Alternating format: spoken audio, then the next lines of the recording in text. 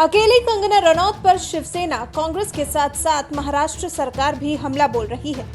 कोई कह रहा है कि कंगना को मुंबई पहुंचने पर शिवसेना थप्पड़ जड़ेगी, तो कोई कंगना को मिली वाइस सिक्योरिटी पर ही सवाल उठा रहा है। उद्धव सरकार, कांग्रेस, शिवसेना की ओर से हो रहे ताबड़तोड़ हमलों के बावजूद कंगना रनौत डटकर मुकाबला कर रही हैं। उन्होंने तो उद्धव सरकार के साथ ही संजय राउत को भी ललकारते हुए कह दिया कि वो मुंबई आ रही हैं, रोक सको तो रोक लो।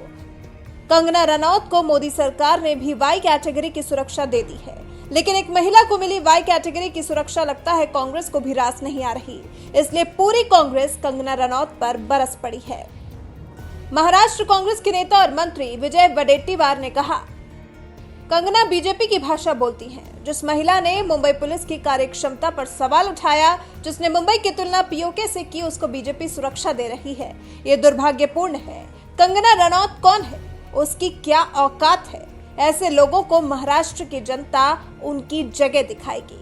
महाराष्ट्र कांग्रेस प्रवक्ता सचिन सावंत ने भी कंगना को वाई सुरक्षा दिए जाने पर कड़ा ऐतराज जताया है। कहा कि मोदी सरकार दूसरे दलों की सरकारों के खिलाफ बोलने वालों का काफी ख्याल रखती है, इसीलिए कंगना रनौत को वाई श्रेणी की सुरक्षा देने पर मुझे कोई आश्चर्य नहीं है। कांग्रेस प्रवक्ता अखिलेश प्रताप सिंह ने तो तंज मारते हुए ट्वीट किया, मिल गई वाई कैटेगरी की सुरक्षा, अब जीडीपी, नौकरी, रोजगार, कोरोना से सब सुरक्षित हो जाएंगे। कंगना की सुरक्षा पर सवाल उठा रहे कांग्रेसियों को गायक दलेर मेहंदी ने जबरदस्त लताड़ लगाई है। उन्होंने कहा कि केंद्र सरकार से कंगना रनौत को जब से सुरक्षा मिली है, तब से कुछ कांग्रेसियों को इतनी मिर्ची क्यों लग रही है। दलेर मेहंदी ने कहा, 70 साल तक बिना किसी खतरे के सैकड़ों कांग्रेसी सुरक्षा का मजा लेते रहे। शर्मनाक है कांग्रेस का चरित्र। हाय, this is your Daler Mehndi और मैं एक बात शेयर करना चाहता हूँ आपके साथ कि आज कंगना रनावत जी को अगर ये सिक्योरिटी मिली है और उसके लिए पूरा चिल्लम चोट हो रही है, पूरी दुनिया चलाने लग गई है, खास करके महाराष्ट्र सरकार के कुछ लोग बहुत चिल्ला रहे हैं, तो क्या सिर्फ सिक्योरिटी सिर्फ पॉलिटिशियन और बड़े लोगों के लिए रह गई है? क्या एक आर्टिस्ट को जो कि सच्चाई के लिए लड़ रहा है, जो इतने ऑनेस्ट के साथ इतना सच्चाई बोल रही हैं, और उसके लिए आप इतना चिल्ला रहे हैं, ये बात सही नहीं है।